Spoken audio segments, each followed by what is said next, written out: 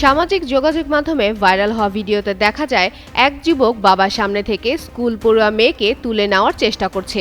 সর্বোচ্চ শক্তি দিয়ে বারবার বাবা মেয়েকে বাঁচানোরও চেষ্টা করছেন, তবে তাকে ধাক্কা দিয়ে সরিয়ে মেয়েকে তুলে নেওয়া হয়। তবে বিতর্ক তৈরি হয় ছেলেটির সাথে মেয়ের দৌড়ে পালানোর দৃশ্য দেখে। ভিডিওতে দেখা যায় ছেলেটির হাত ধরে টানলে মেয়েটিও দৌড় দেয়। এরপর থেকেই প্রশ্ন উঠছে, মেয়েটিকে অপহরণ করা হয়েছে নাকি ছেলেটির সাথে পালিয়েছে সে। তুলে নিয়ে যাওয়া ভিডিওটি শেয়ার করে অনেকেই লিখছেন, মেয়েটির গতিবিধি দেখে মনে হয়নি তাকে অপহরণ করা হয়েছে।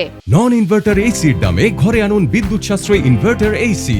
এখন 1.5 টন মাই ওয়ান ইনভার্টার এসি মাত্র 48,900 টাকা পাওয়া যাচ্ছে মিনিস্টার শোরুমে। বরং শারীরিক ভাষা দেখে মনে হয়েছে বাবার কাছ থেকে ছেলেটির সাথে পালিয়েছে। ভাইরাল হওয়া দৃশ্যটি অবশ্য গত 22 এপ্রিলের। এ ঘটনায় ভিকটিমের বাবা মোহাম্মদ কামরুজ্জামান উত্তরা পূর্ব থানায় একটি মামলা দায়ের করেন। পরে তথ্য প্রযুক্তি ও গোয়েন্দা তথ্যের ভিত্তিতে অভিযান চালিয়ে শুক্রবার দুপুর 1:30টার দিকে গাজীপুরের কফু মার্কেট এলাকা থেকে মূল আসামিকে গ্রেপ্তার করা হয়। এই সময় অপহৃত সেই মেয়েটিকেও উদ্ধার করা হয়। মামলার এজাহার সূত্রে জানা গেছে, ভিকটিম উত্তরার একটি স্কুলের 10ম শ্রেণীর শিক্ষার্থী।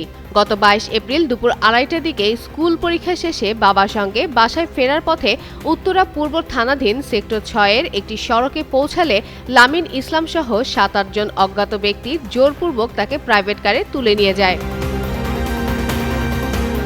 পুলিশ জানায়, এ ঘটনায় জড়িত অন্যান্য অজ্ঞাতনামা আসামিদের গ্রেপ্তারে অভিযান অব্যাহত রয়েছে। গ্রেপ্তারকৃত আসামির বিরুদ্ধে আইনানুগত ব্যবস্থা প্রক্রিয়াধীন। ফাতেমা ফাতেহ জান, যুগান্তর নিউজ।